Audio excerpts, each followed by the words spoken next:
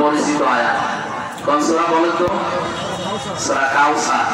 ইন্না আ'তাইনাকাল কাউসার, অবশ্যই আপনাকে আমি কাউসার দিয়ে দিয়েছি। এই আয়াত দ্বারা প্রমাণ হয় হাউজে কাউসারের একচ্ছত্র মালিকানা আমাদের নবী মুহাম্মদ রাসূলুল্লাহ। এটা আর কারো হাতে নেই, কিয়ামতের দিন শুধু ওনার হাতে থাকবে। এক গ্লাস পানি যদি কেউ কিয়ামতে ওনার হাত থেকে পান করতে পারে এই কাউসারে, জান্নাতে যাওয়ার আগ পর্যন্ত তার পিপাসা লাগবে। এটা পাওয়ার জন্য যে শর্তগুলো আছে এইগুলো তো মানা লাগবে। প্রথম শর্ত ফাসাল লিলি রাব্বিকা, নামাজ পড়া লাগবে রবের জন্য।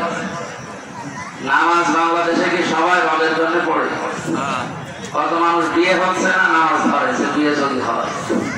কত মানুষ আছে নিজের এলাকা ঠিক রাখার জন্য, গোষ্ঠীগত বিভিন্ন পাওয়ার ঠিক রাখার জন্য যে মানুষ নামাজ পড়ে না, এ আবার কেমন মন্ড, এই হিসাবে নামাজ পড়ে।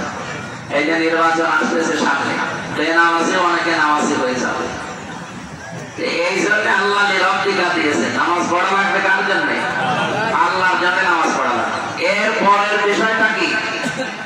অনহার, কোরবানি করা। আমরা যদি নামাজটা আগে শেষ না করে কোরবানি দেই, ওই কোরবানির মূল্য আল্লাহর কাছে নেই, আর ওইটার কারণে হাউজে কাউসার আপনি পাবেন না। আর এর আগে যে হাদিস বললাম কিয়ামতে মিজানের পাল্লায় কোরবানির খুর, এরপরে গোশত, চর্বি, চামড়া, রক্ত সব পাল্লায় ওজন দেওয়া হবে, এটা আপনার জন্য না। কারণ আগে আল্লাহ সিরিয়াল হিসাবে কি দিয়েছে বলেন বলেন? আমার মুসল্লি যারা এখানে আছেন, আমি হাতে পায়ে ধরতে হলে ধরবো, আপনারা ফরজ নামাজ ছেড়ে দেবেন না। যে যা করেন আমি ছেড়ে দিলাম, অন্তত ওইগুলো তার এখন আমার আয়ত্তে নেই। অন্তত যতটুকু পারেন ফরজ নামাজটা বাদ দেবেন না, এইটা মাস্ট কি পড়া লাগবে, নয়তো আপনার দায়িত্ব আল্লাহ ছেড়ে দেবেন। বলেন নাউজুবিল্লাহ। আপনি যে চলাফেরা করছেন প্রত্যেকটি পা ফেলতে কিন্তু সাহায্য লাগছে আল্লাহ, নাকি আপনি নিজের শক্তিতে বলিয়া হয়ে চলে? হাদিস আর কোরআনের ব্যাখ্যা হচ্ছে প্রতিটি কদমে একজন ফেরেশতা আপনাকে সাহায্য করে, তারপরে পা ফেলতে পারে। যেদিন মরণ চলে আসবে, ফেরেশতা বলবে যে তাম দুনিয়া ঘুরলাম, কিন্তু এক কদম যাওয়ার মতো কোন জায়গা তোমার জন্য আর বরাদ্দ পেলাম না, সুতরাং আমি বিদায় দিলাম। এই জন্য ফেরেশতারা যেহেতু কাজ করছে, আমাদের উচিত হবে আল্লাহর নিয়ামতের শুকরিয়া আদায় করে অন্তত প্রত্যেকটা কদম যেহেতু ফেরেশতা লাগছে আমাদের পেছনে, আল্লাহর রহমত লাগছে, আমরা যেন আল্লাহর রহমত পাওয়ার জন্য তার বিধানের দিকে ফিরে আসি। গুরুত্বপূর্ণ বিধান যেহেতু মানব জীবনের জন্য, মুসলমানদের জন্য নামাজ। এদিকে খেয়াল করেন, যারা নামাজ আদায় করে না এই মানুষগুলো মুসলমান বলে দাবি করার কোনো অধিকার রাখে না। এমনকি অন্যান্য মাযহাব অনুযায়ী নিয়ম হচ্ছে বেনামাজের সাথে আত্মীয়তা করা জায়েজ নেই। বলেন নাউজুবিল্লাহ। এটা কোরবানি করার ক্ষেত্রে একটা নিয়ম ছিল। আমাদের যে কোরবানি পশু জবাই করি, আমরা উৎসর্গ করে দেই, আল্লাহর নামে দিয়ে দেই। বলেন তো একটা কোনো কিছু কাউকে দিয়ে দিলে ওইটার মালিক আর নিজে থাকা যায়? ওটা মালিককে, যাকে দিয়েছে সে মালিক। আমরা দেই কাকে? আল্লাহর জন্য দেওয়ার পরে এটার মালিক উনি। ইব্রাহিম নবীর আগ পর্যন্ত যত কোরবানি ছিল ততদিন পর্যন্ত এই গোশত আর খাওয়া যেত না।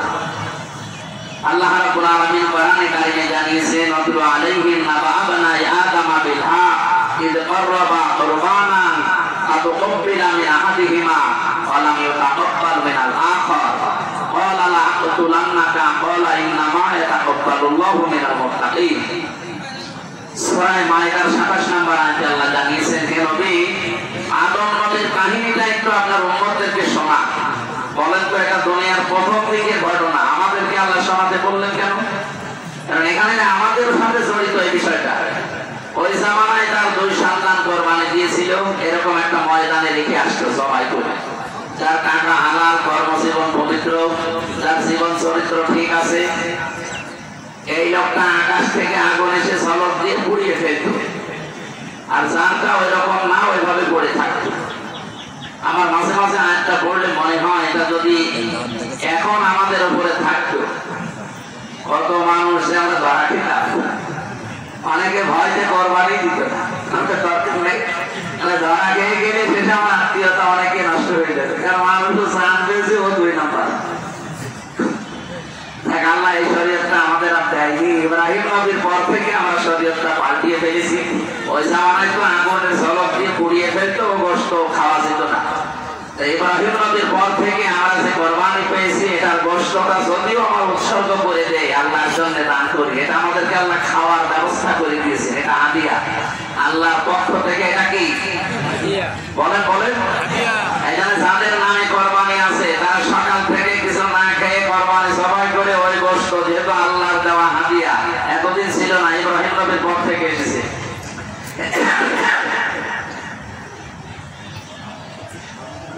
ঠিক আছে, মনে আছে ইব্রাহিম নবীর পর থেকে এটা যেহেতু আমরা পেয়েছি, এই জন্য এই হাদিয়াটা দিয়ে আমার মনে হয় এই হাদিয়া তোফা যাই বলেন আল্লাহর দেওয়া, এটা দিয়ে খাবার গ্রহণ করা উচিত।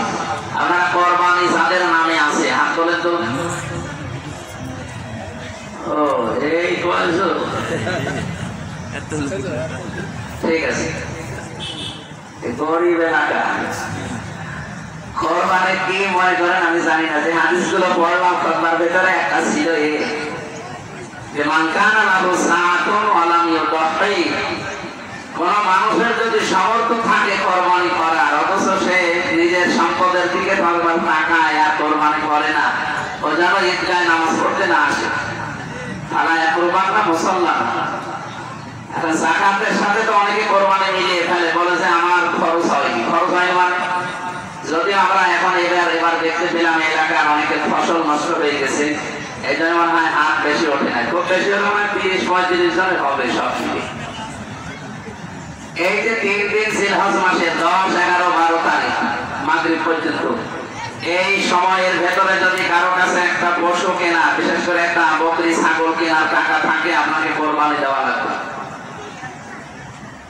আপনার তো টাকা ব্যাংকে ছাতা পড়ে যাচ্ছে নাকি, একটা ছাগলের দাম 12 থেকে 15,000 টাকা, এই টাকাটা এই 3 দিনের ভেতরে যদি খাওয়া দাওয়া খরচ খরচা বাদ দিয়ে উদ্বৃত্ত কারো কাছে থাকে, আপনাকে কোরবানি না দিলে ওয়াসির তরফ করার গুনাহ হবে।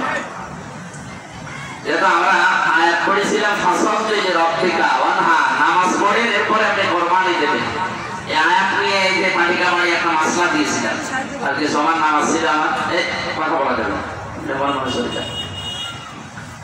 এখানে নিয়ম ছিল, প্রশ্ন দিয়েছিল একজন আমাকে যে যারা বেনামাজি এদের সাথে কোরবানির ভাগ দেওয়া জায়েজ আছে, মাসলা হচ্ছে এই যে আমার এই হাতটা, এই পুরাটা মিলে হাত নাকি অর্ধেক হাত, পুরাটা না, এখন যদি এই পর্যন্ত আমার আছে এইটুকু নেই, কেউ হাত বলবে আর এইটুকু দিয়ে কিছু করা যাবে, আমি যদি কিছু ধরতে চাই ধরা যাবে, নামাজ মনে করেন এতটুকু, কোরবানি বাকিটা আপনার এইটুকুই নেই, যে এইটুকু লাগাবেন কোথায়?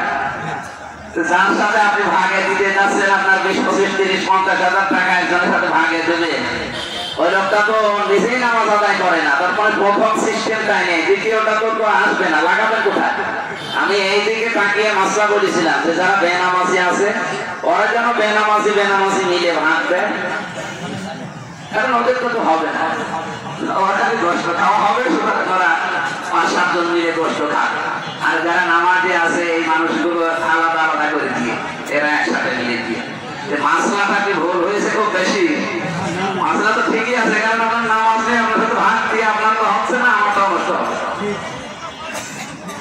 দ্বিতীয় নম্বর বিষয় হচ্ছে যে তো ইসলামের যে শত্রু বাংলাদেশ সহ বিশ্বের মাথা ছাড়া দিয়ে উঠছে, এই জন্য আয়াতের শেষের দিকে ছিল ইন্না শানিয়াকা ওয়াল আবতার, এর হবে কোনো চিন্তা নেই, কোনো ভয় নেই, কোনো চিন্তা নেই, ওয়ালা তাহিনু ওয়ালা তাহজানু ওয়া আনতুমুল আলাউনা ইন কুনতুম মুমিনিন।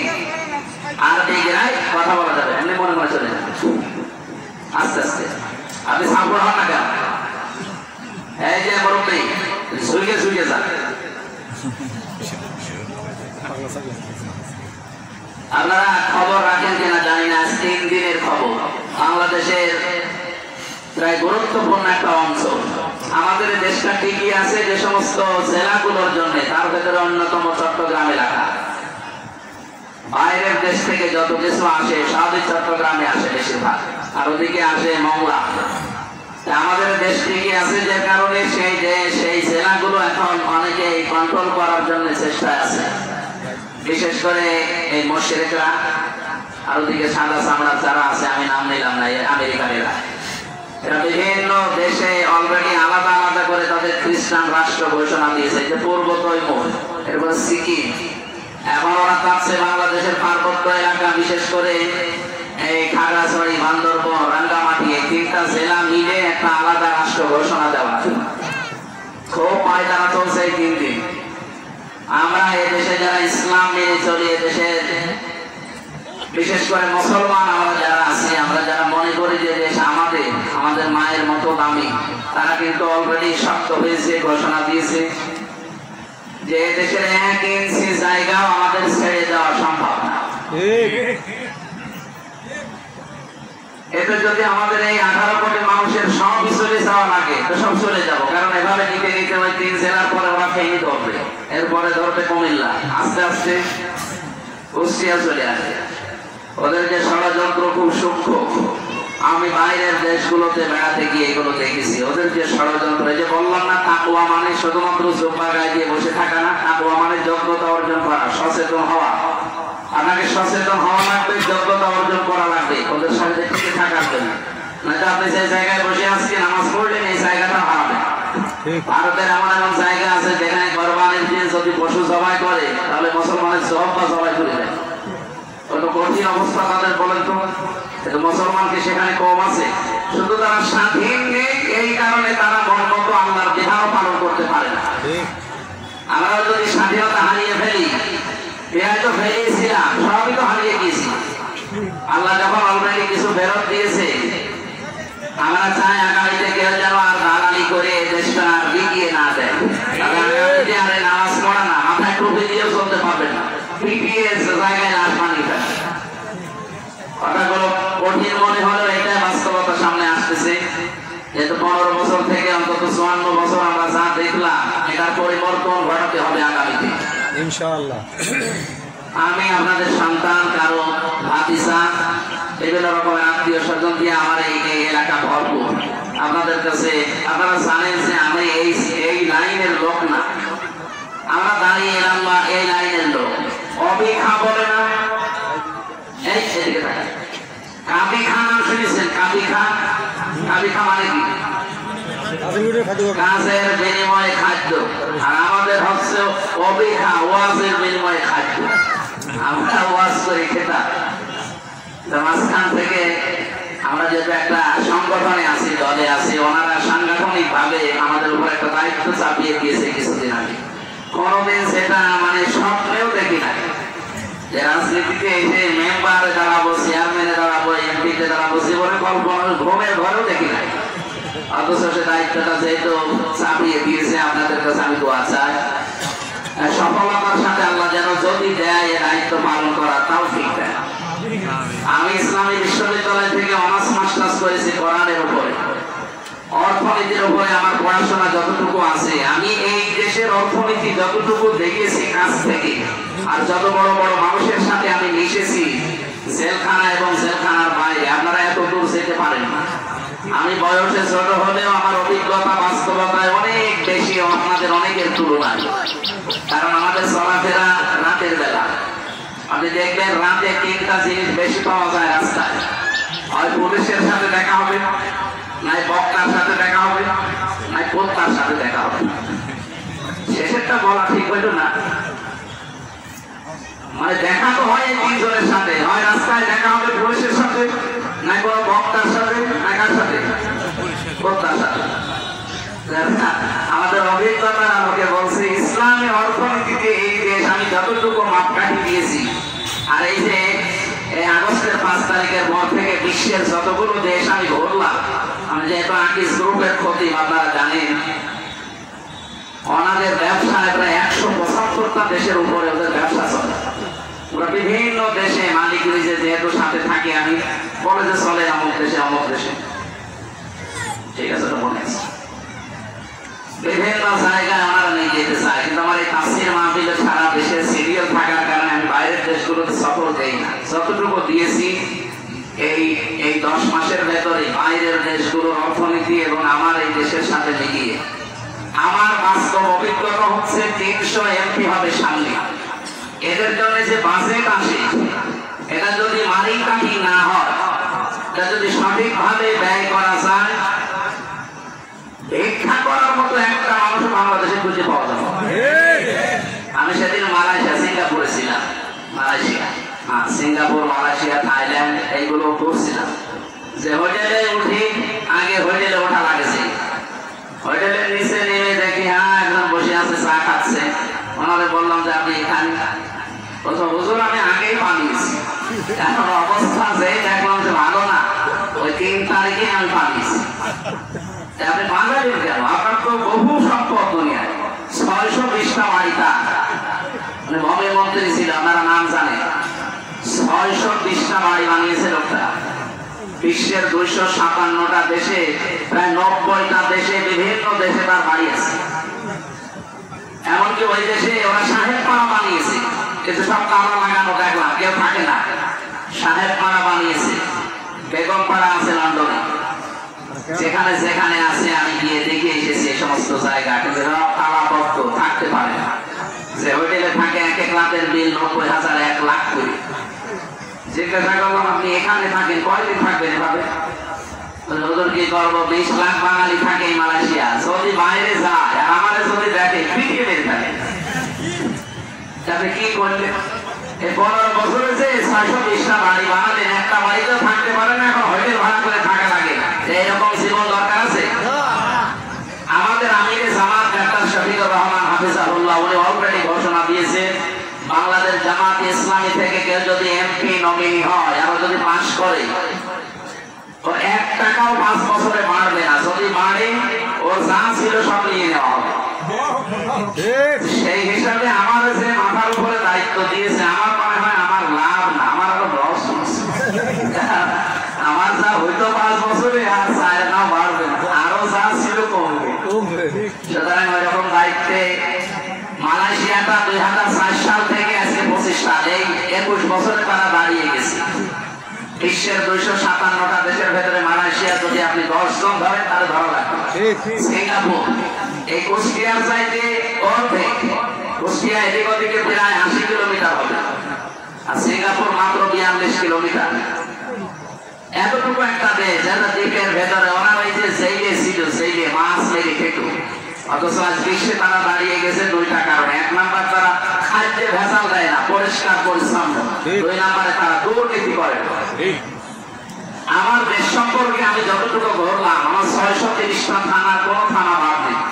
প্রায় ইউনিয়নে আমি অলরেডি অন্তত কম বেশি গেছি। 630টা থানা ঘুরে আমার এতটুকু অভিজ্ঞতা, এই দেশে শুধু খাদ্যের ভেজালটা বন্ধ করে, আর শুধু দুর্নীতিটা যদি বন্ধ করা যায় 100 ভাগের 100 ভাগ, এ দেশ 21 বছর মালয়েশিয়ার মতো লাগবে না। এই দেশে 1 বছরে দাঁড়িয়ে যাবে। আপনারা চট্টগ্রামের নাম শোনেননি? একটা খাল খনন করার জন্য, মানে খাল ছিল শুধু পরিষ্কার করবে, ওই যে পানা ছিল, পানা মানা এই সমস্ত ময়লা আবর্জনা পরিষ্কার করার জন্য ওখানে যিনি দায়িত্বে আছে, সরকারের কাছে 400 কোটি টাকা চেয়েছিল, পরিষ্কার করবো এই খালটা, 400 কোটি টাকা দেওয়া লাগবে। ওখানে বাংলাদেশ জামাত ইসলামের একজন সাবেক এমপি আলহাজ শাহজাহান চৌধুরী, উনি বলেছিলেন 1 টাকাও দেওয়া লাগবে না। আমি আমার জামাত ইসলামের চট্টগ্রাম বিভাগ থেকে 10 টাকা, 15 টাকা, 20 টাকা করে তুলবো, 1 কোটি টাকা উনি কালেকশন করে পুরা নিজের দায়িত্বে খাল পরিষ্কার করে দেখিয়ে দিয়েছে। এর চাইতে প্রমাণ বাংলাদেশে আর কি ফেরেশতা নিয়ে আসা ছাড়া সম্ভব না। আপনাদের কি বিশ্বাস হয় আমাদের যদি আল্লাহ দায়িত্ব দেয়, আমি কোনোদিন 5 টাকা মেরে খাবো? বিশ্বাস হয়? অনেকে বলে যে আপনি কেন এই লাইন আসেন? আমি তো আসি না, আপনার জোর করে ছাপিয়ে দিয়েছি, আর আসার পরে আর ভুল হয়। আমরা জানি এই লাইনগুলো যদি মানুষ, ভালো মানুষ না আসে, এদের দুর্নীতি মুক্ত করা সম্ভব না। মাওলানা মতিয়ার রহমান নিজামের নাম শুনলে অনেকে নাক ছিটকায়। এই লোকটা 2টা মন্ত্রী ছিল, মন্ত্রিত্ব ছাড়ানোর পরে 36 টাকা বেঁচে ছিল, এটা রাষ্ট্রে ফেরত দিয়েছে। পৃথিবীর ইতিহাসে এই প্রথম। আপনি দেখাতে পারবেন? আপনার আন্দাজে কারো ভুল ভাবেন? আপনার পেছনে কত কিছু লেগে আছে আপনি টের পাচ্ছেন? তারাও তো আমার মতো মানুষ ছিল, তাদের ভেতরে লোভ, লালসা, দুনিয়ার কিছু ছিল না। সব কিছু নিয়ে মাইনাস করে এই জায়গায় টিকে থাকা, এটার জন্য একটা ট্রেনিং লাগে। আল্লাহ রাব্বুল আলামিন আপনাদের কাছে আমি দোয়া চাচ্ছি, বলছি আপনাদের বিবেকের উপরে ছেড়ে দিয়েছি, যেহেতু নিজের এলাকা তো এই এলাকায় যদি দোয়া চাইতে চাইতে আমার গলা শুকিয়ে যায়, তো অন্য এলাকায় যেমন মরি যাবে।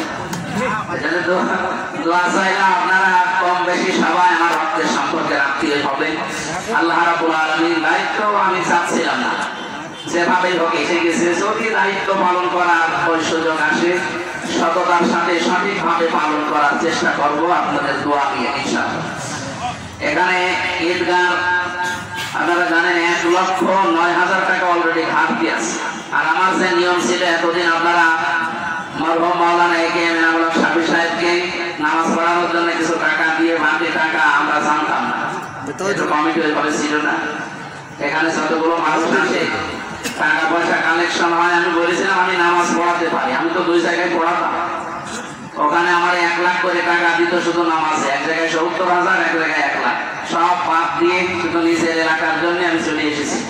শর্ত ছিল নামাজ পড়াবো, ঠিক আছে, আমার টাকা লাগবে না, কিন্তু যারা টাকা উঠবে এই টাকা এই 19টা মসজিদের ইমাম খতিব আছে, এদের ভেতরে আপনারা ভাগ করে দেবেন। আপনারা দিয়েছেন কিন্তু হালকা দিয়েছেন টাকা, বলে ওনারা কমিটির লোকজন বলছিল যে টাকা বেশি ওঠে না, কি করে আপনারা টাকা পয়সা এই জায়গায় দেবেন না, দেবেন কোথায়? খালি সাফি সাহেবকে দিয়ে শেষ করে দিতে, যে বাকি যে ইমাম আর মুয়াজ্জিন গুলো বিভিন্ন মসজিদ থেকে আসতো, ওদের মুসল্লি এখানে নেই, তো ওদের হক নেই, তারা সারা বছর নামাজ পড়ায়, আযান দেয়, তাদের হক নেই। এটা উনি ঠিক করেছে কি ভুল করেছে, ওনারে কবরে যেহেতু উনি নেই, ওনার বিষয়গুলো সব বাদ। এখন নতুন করে কিছু করতে কি সমস্যা, কি বাইক তো ভালো ছিল,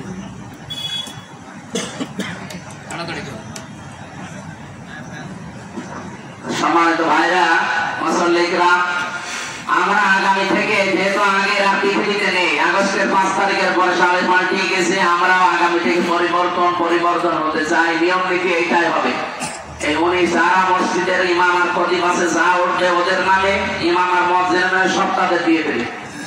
1 টাকাও আমার দেওয়া লাগবে না, ওদের দিয়ে দেবে। আর মসজিদ এই ঈদগার জন্য কোনো খরচ পাতি লাগলে আলাদা ভাবে বলবে। দরকার 100 জনের একটা কমিটি করে 1,000 করে টাকা নিলে 1 লাখ টাকা উঠবে, কি উঠবে না? বাকি কিছু বাকি থাকলে আমার বলবে। আর যদি ওই রকম সামনে কিছু আছে, যে ঈদগাহ তো ঈদগাহ থাকলে এই জান্নাত হয়ে যাবে ইনশাআল্লাহ। এই আগামী থেকে অন্তত এই পেছনের এই 1.5-2 কাঠা জায়গা যেন আমরা ভরাট করতে পারি বালু দিয়ে। আর এই যে এইভাবে না, আরো উন্নত করা লাগবে, এখানে বহু বাইরের মানুষ আসে। এটা শুধু নামাজ আমরা পড়ছি তা না, এটা চলে যাচ্ছে বিশ্বের বিভিন্ন দেশে, এই যে রেকর্ড হচ্ছে অনেকগুলো। আগামী থেকে আমরা আরো, আল্লাহ নিজের সুন্দর, ওই সৌন্দর্যকে পছন্দ করে। ওই যে এগুলো মনে হয় ঝড়ে ভেঙে গেছে, যেগুলো দেখা যাচ্ছে, যদি এরকম পরিবেশ থাকে গোড়াটা ঘিরে দিয়ে ফাঁকা ময়দানে নামাজ পড়া জায়েজ আছে। আমরা অনেকে ফতোয়া দিচ্ছে যে এটা দেয়, এটা জন্য জায়েজ হয়। আরে ভাই, আমরা রোদ থেকে বাঁচার জন্য, অথবা বৃষ্টি যদি এখন চলে আসে হালকা কিছু সময় বাঁচার জন্য এগুলো দিয়েছি। এগুলো শুধু ফ্যাশনের জন্য না, সৌন্দর্যের জন্য দিয়েছি। এই কারণে, কারণ আল্লাহ নিজের সুন্দর, যত বিউটিফাই হয়ে থাকবেন, সৌন্দর্য মণ্ডিত হয়ে থাকবেন, আপনাকে আল্লাহ তত বেশি ভালোবাসে। আপনার সাহায্যের ভেতরে থাকা লাগে।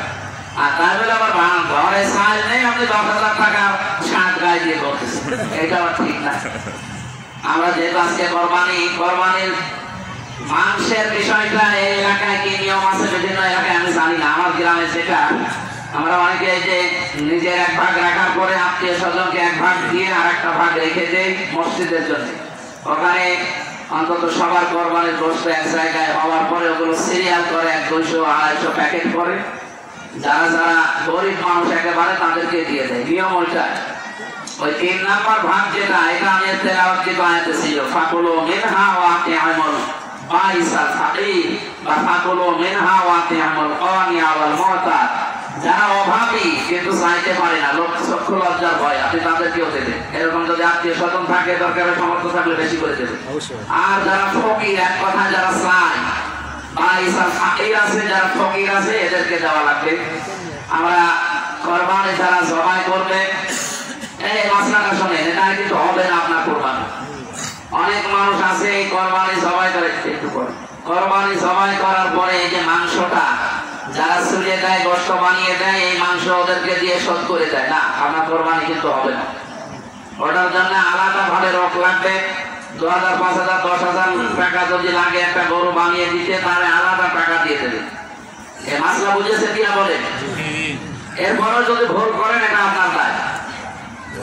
আল্লাহ রাব্বুল আলামিন আমাদেরকে মেনে চলার তৌফিক দিন। যেহেতু এখন কোরবানি করে জবাই করার পরে রান্না করে খাওয়া লাগবে, আর এটা 9টা বেজে যাচ্ছে, আর সময় নেওয়া ঠিক হবে না। আল্লাহ আমাদেরকে গ্রহণ করুন, কবুল করুন। আর কি কিছু বাকি আছে? এখানে কিছু গরিব মানুষ, এই যে আমাদের এই পাশের গ্রাম, অনেক গ্রামের মানুষ আছে, একেবারে প্যারালাইজ হয়ে পড়েছিলেন। সেই লোকটা এসেছে, ওনাদের জন্য যদি সামর্থ্য থাকে, ইমামের জন্য আর এই ঈদগার জন্য দেওয়ার পরে যা বাকি থাকে, কেউ যদি আসে সামর্থ্য অনুযায়ী তারা দেবে। আমি আপনাদের তো হিসাব শুনলে যে খরচ হয়েছে, আয় হয়েছিল আর এই বাকি আছে 1,09,000 টাকা। আশা করছি এগুলো যেন বাকি না থাকে। যারা দায়িত্বে আছেন অন্তত 500, 1000 করে দিলে তো টাকা উঠে যায়, এদের কাছে টাকা চাওয়া লাগে না। দায়িত্ব যারা নেবে তারা অন্তত বেশি দেওয়া দরকার। আমি ক্ষতি ভেবে আমার কাছে তো নিয়ে এতবার ফাঁকি দিলে তো হবে না। আমরা দরুদ শরীফ পড়ে আমাদের যারা মারা গেছে তাদের জন্য দোয়া করে একটু কবর দিয়ে আমরা চলে যাবো বাড়ি। আল্লাহুম্মা সাল্লি আলা মুহাম্মাদ ওয়া আলিহি